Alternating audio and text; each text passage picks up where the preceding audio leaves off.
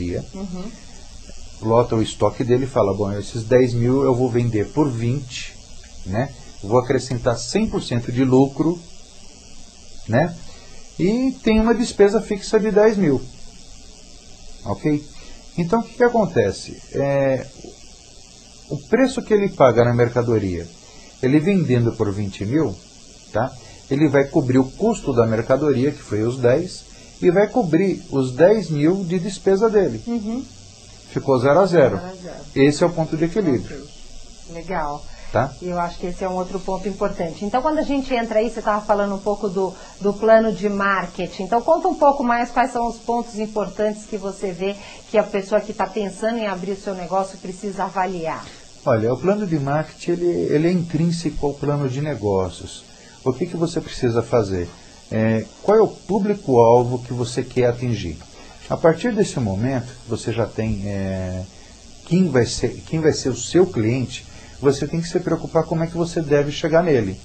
Qual o produto, qual é a diferença, por que aquele cliente, que é o teu público, né, o teu alvo, vai comprar de você por quê? Qual é a diferença? A qualidade de atendimento hoje já não são sinônimos de diversificação, né, ou de melhoria de produto. Uhum. Isso é uma obrigação de cada empresa hoje, né? O que você vai oferecer de diferencial para aquele cliente chegar em você? Então, isso daí você vai ter que fazer de uma maneira para poder atingir o teu objetivo. Uhum. Né? Legal.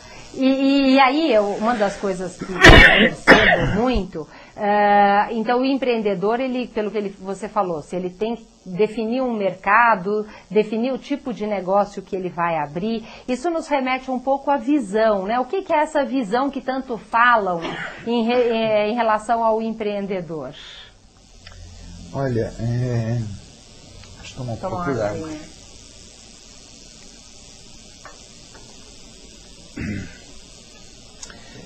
Em todo negócio, Paulo, se você não tiver uma visão do futuro, daquilo que você pode, aonde você quer chegar, você fica um pouco complicado, um pouco até comprometido com o teu próprio negócio.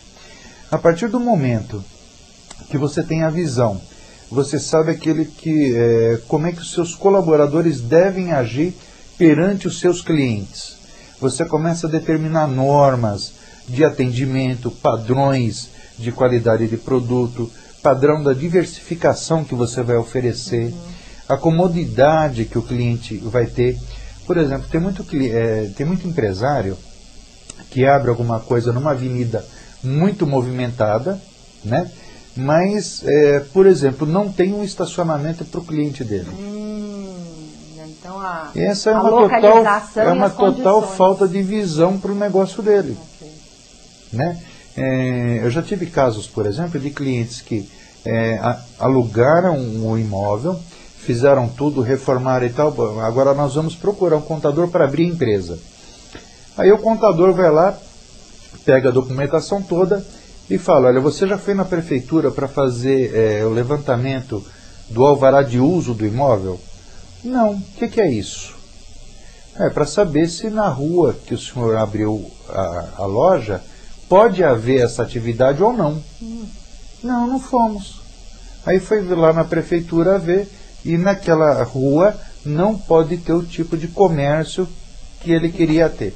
E já tinha investido um dinheiro, uma reforma? Exato, já tinha aplicado, já tinha feito vários gastos e acabou perdendo tudo em função de não ter essa orientação antes.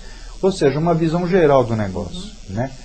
E até você falando aí, em termos de contador, eu gostaria de ouvir aí alguns erros em relação a isso, você já mencionou um, e aproveitando também para a gente responder aqui duas perguntas dos nossos teleinternautas, que eu nem sei se eu entendi, mas talvez seja algum termo técnico que eu não conheço, vamos ver se...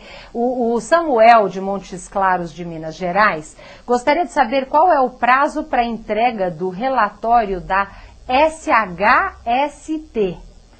e quais as empresas que estão obrigadas ao preenchimento do mesmo. Ele não manda, não fala o que é o SHST, então eu não sei se esse é um termo técnico de contador, ou se não for, a gente pede para ele explicar para nós o que é. Olha, eu na realidade eu não sei o que é, não. Não faço a mínima ideia. Não. Então, Samuel, se você estiver aí me ouvindo, eu vou pedir para você me ajudar. Manda uma outra mensagem, conta para mim o que é SHST para o Wilson poder te ajudar. Enquanto isso, ele vai contar para nós aí como escolher um contador para sua empresa. Fala, Wilson. Olha, normalmente você pode procurar o CRC, né, da sua regional, em todas as cidades normalmente tem, e procurar também pela SESCOM, que é um órgão de classe dos contadores, né? Lá você vai ter uma listagem de todos os contadores. Seria interessante, quando você for fazer o contato com o contador, fazer pelo menos 5 orçamentos. Tá?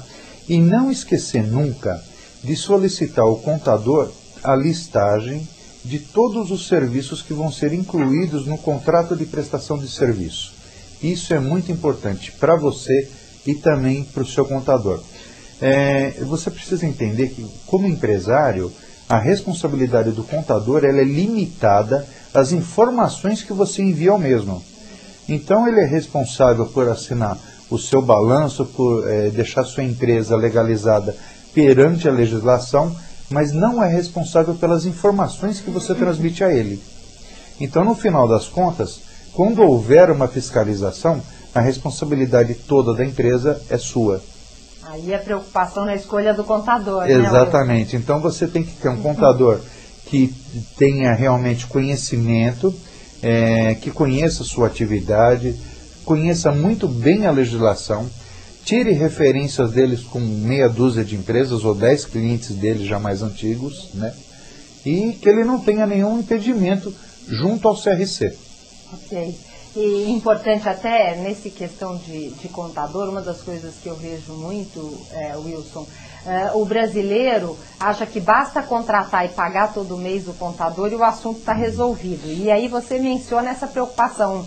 Em última instância, a responsabilidade é do empreendedor. Sem dúvida. E eu admiro muito a forma com que o Roberto, né, que é meu sócio e meu marido, toca na lavanderia. Ele agenda uma reunião mensal com o nosso contador, na qual o contador tem que vir com o resultado do mês anterior e ele vai, junto com o contador, analisar o que significa aquele resultado, que eu acho que é um outro ponto que muitas vezes o empreendedor investe um valor, paga para o contador fazer todo mês, o contador tem um grande conhecimento e ele não aproveita esse conhecimento, né? Em nenhum momento ele senta e fala, me explica o que significa um balanço, como que eu analiso, isso é bom ou isso é ruim, esse meu resultado. Então você tem e já paga um consultor contábil que tem condição de te ajudar e muitas vezes não usa. Então a disciplina com certeza pode te ajudar e o fato de agendar uma reunião faz com que você se obrigue a falar e olhar um pouco para os seus números e como está a contabilidade da sua empresa.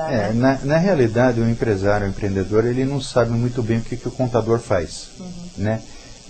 Muitas vezes preocupa do próprio contador não informar ao empresário, ao empreendedor, as responsabilidades e as obrigações que ele tem. Então, o empresário, ele simplesmente paga a mensalidade.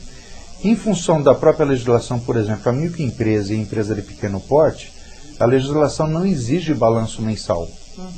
Então ele não faz a mínima ideia de qual é o lucro dele. Não tem ideia mesmo. Tem muitas pessoas que controlam na base do caderninho, né? E não tem ideia de custo, não tem ideia de despesas fixas, de custos fixos, de qual é o markup. Muitas vezes por falta de interesse também em procurar e buscar essas informações. O contador, com certeza ele sabe fazer, tá?